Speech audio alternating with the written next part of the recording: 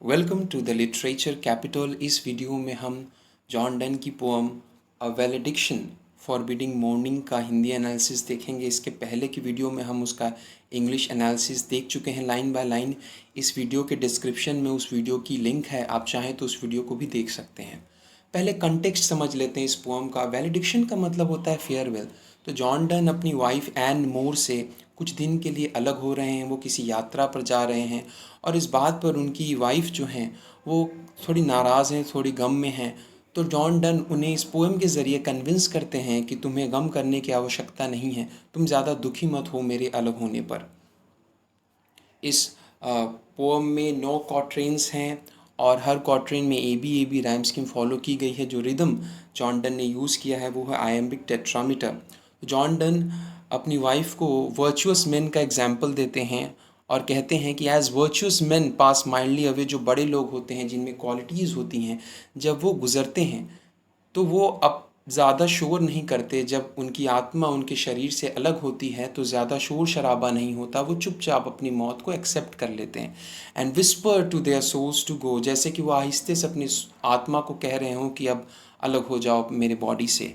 While some of their sad friends do say the breath goes now and some say no, जो उनके दोस्त होते हैं गम में बैठे हुए उनके बगल में, उन्हें भी पता नहीं चलता है कि उनके प्राण कब उखड़ गए, उनकी सांसें कब उखड़ गईं, उन्हें भी पता नहीं चलता। इतनी शांति से यह काम होता है। तो इसका एग्जाम्पल दे करके वो अपनी वाइफ से कह रहे हैं so let us melt and make no noise. कह रहे हैं कि तुम्हें अपने प्यार में पिघलने की आवश्यकता है और ज़्यादा नॉइज़ करने की आवश्यकता नहीं है। No tear floods nor sigh tempests move, तुम्हें अपने आंसुओं का बाढ़ लाने की आवश्यकता नहीं है। अपनी आहों से तुम स्टॉर्म क्रिएट नहीं करो, टेम्पेस्ट क्रिएट नहीं करो। ज़्यादा पैशनेट नहीं हो तुम हमारे अलग होने पर। It were profanation of our joys to tell the laity our love. Laity का मतलब होता है आम लोग। तो जॉन डन कह रहे हैं कि अगर तुम्हारे शोर करने से आम लोगों को हमारे प्यार के बारे में पता चलता है तो ये बहुत ही शर्मिंदगी की बात होगी, प्रोफेन होगा हमारी इमोशन के लिए कि लोगों को हमारे शोर से हमारे प्यार का पता चले। फिर यहाँ पे जॉन डन टोलेमिक मॉडल का यूज़ करते हैं। टोलेमिक मॉडल यूनिवर्स का वो ये कहता था कि अर्थ सेंटर में है और जितने हेवनली बॉडीज़ हैं वो सारे सेलेस्टियल बॉडीज़ अर्थ के चारों ओर घूमते हैं, और जैसा कि आप इस फ़ोटो में देख सकते हैं। और वो दिखा करके जॉन डन कहते हैं कि moving of the earth brings harms and fears. जब अर्थ में मूवमेंट होती है, यानी कि जब अर्थक्वेक्स आते हैं तो लोग डर जाते हैं, लोगों का नुकसान होता है। Man reckon what it did and meant, लोग इस बात को बहुत नोटिस करते हैं जब अर्थ के अंदर मूवमेंट होती है। But reputation of the spheres, spheres heavenly bodies को कहा गया था टोलेमिक मॉडल में। ये कॉपरनिकन मॉडल के पहले का मॉडल है जो कि बहुत सालों तक इस पे भरोसा किया गया था। तो ये कहते हैं कि जब दूसरे स्फेयर्स यानी दूसरे बड़े हेवनली बॉडीज़ जब अर्थ के चारों ओर घूमते हैं तो वो ज़्यादा ऑर्बिट को तय करते हैं, उनके मूवमेंट्स जो हैं वो ग्रेटर होते हैं in comparison to an earthquake, लेकिन उससे ज़रा भी शोर नहीं होता। उनके कहने का मतलब है कि जो बड़े कार्य होते हैं उसमें ज़्यादा दिखावा नहीं होता। फिर वो कहते हैं कि dull sublunary lovers love whose soul is sense can not admit absence, जो तुच्छ प्यार करने वाले होते हैं जिनका प्यार बहुत अर्थली है, फिजिकल लव है। सबल्यूनरी मतलब मून के नीचे, तो मून के नीचे इस मॉडल में आप देख सकते हैं कि अर्थ है। तो जो अर्थली प्यार करने वाले लोग होते हैं वो फिजिकल प्यार में यकीन करते हैं, शारीरिक प्यार में यकीन करते हैं, और वो सेंस ऑर्गन से अपने प्यार को टटोलते हैं, उस पर आश्रित होते हैं कि ग्रेटिफिकेशन ऑफ सेंसेस उनका कितना हो रहा है। वो एक दूसरे के एब्सेंस को बर्दाश्त नहीं कर सकते हैं, लेकिन उनको ऐसा करना नहीं चाहिए अगर उनकी वाइफ को ऐसा लग रहा है कि उनका प्यार अर्थली प्यार से बड़ा है। तो इन सेंस ऑर्गन से जिनका प्यार बना होता है, because it doth remove those things which एलिमेंटेड it, तो उस चीज़ से जिनका उनका प्यार बना होता है उस चीज़ पर निर्भर नहीं करना चाहिए, बल्कि अपने प्यार को और श्रेष्ठ बनाना चाहिए जो फिजिकल इंटीमेसी पर डिपेंड ना करे। But we by love so much refined that ourselves know not what it is, हमें अपने प्यार को थोड़ा रिफाइन करना है, थोड़ा मेच्योर रखना है। हमें भी नहीं पता कि हमारे प्रेम का क्या रेंज है, क्या लिमिटेशन है, कितना व्यापक हो सकता है हमारा प्यार। क्योंकि ये दो आत्माओं का मिलन है, दो माइंड्स का मेल है।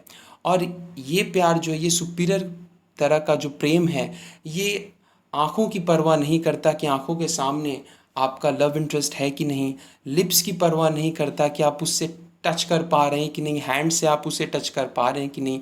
इन सारे सेंसरी ग्रेटिफिकेशन पर जो प्यार डिपेंड नहीं करता, वैसे प्यार की अपेक्षा कर रहे हैं जॉन डन अपनी वाइफ से।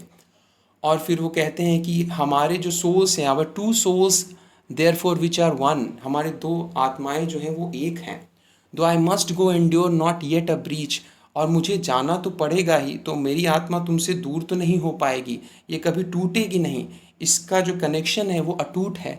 जैसे कि वो एग्जाम्पल देते हैं, but an expansion like gold to airy thinness beat, जब सोने को मारा जाता है हैमर से, तो वो टूटता नहीं बल्कि वो चिपटा हो जाता है, एक शीट में तब्दील हो जाता है, वो एक्सपैंड करने लगता है।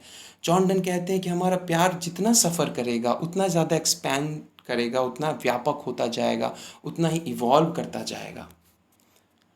फिर जॉन डन एक और मेटाफर का यूज़ करते हैं, कहते हैं if they be two they are two, so as stiff twin compasses are two. अगर हमारी आत्माएं दो हैं तो वो एक कंपस के दो फिट की तरह हैं। Thy soul, the fixed foot, makes no show to move but doth if the other do।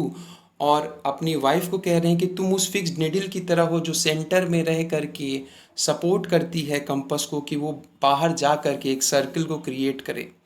तो जब बाहर वाला पेंसिल वाला पार्ट कंपस का वो मूव करता है, तो जो सेंटर वाला पार्ट है वो वहीं बैठ करके उसका इंतज़ार करता है। And though it in the centre sit yet when the other far doth roam, it leans and hearkens after it and grows erect as that comes home. कहते हैं कि तुम उस फर्म वाले पार्ट की तरह, उस निडल वाले पार्ट की तरह हो जो सेंटर पर बैठ कर के मेरा इंतज़ार करती हो, और जितना मैं तुमसे दूर जाता हूँ उतना वो तुम मेरी तरफ झुक जाती हो। हार्केन्स आफ्टर इट, ये जो निडल वाला पार्ट है वो उतना ज़्यादा झुकता है जितना पेंसिल वाला पार्ट उससे दूर जाता है, लेकिन दोनों कभी अलग नहीं होते, वो मिडिल से हमेशा जुड़े हुए रहते हैं। और जब पेंसिल वाला पार्ट वापस आ जाता है निडल वाले पार्ट की तरफ, तो वो फिर से पुरानी पोजीशन पे रिस्टोर हो जाता है। लास्ट पैराग्राफ में जॉन डन कहते हैं such wilt thou be to me, तुम वैसी ही बनो मेरे लिए, who must like the other foot obliquely run, ताकि तुम अपनी जगह पर फर्म हो करके, खड़ी हो करके मेरा इंतज़ार कर सको, थोड़ा मेच्योर हो करके तुम मेरा इंतज़ार कर सको, ज़्यादा शोर शराबे में तुम्हारा यकीन नहीं होना चाहिए, पेशेंस रहना चाहिए तुम्हारे अंदर। Thy firmness makes my circle just, तुम जितनी ही फर्म रहोगी मैं उतना ही अच्छे से अपना काम कर पाऊँगा। ये जो निडल वाला पार्ट है वो जितना फर्म होगा, पेंसिल वाला पार्ट उतना ही परफेक्ट सर्कल बना पाएगा। And makes me end where I begun, और जब सर्कल बन जाएगा तो पेंसिल वाला पार्ट वहीं पहुंच जाएगा जहां से उसने शुरू किया था। तो इस तरह के कंपैरिजन को मेटाफिजिकल कंसीट कहा गया था, क्योंकि इसमें प्यार का कंपैरिजन एक मैथमेटिकल टूल से किया गया, एक हाई स्पिरिट इमोशन का कंपैरिजन एक आम सी चीज़, कॉमन प्लेस चीज़ मैथमेटिकल टूल से की गई थी, इसलिए इसको मेटाफिजिकल कंसीट कहा गया था। और ये बहुत ही एक फेमस एग्जाम्पल है मेटाफिजिकल कंसीट का। ओके, तो आई होप कि आपको इस वीडियो में समझ आया होगा हिंदी एनालिसिस वैलिडिक्शन का।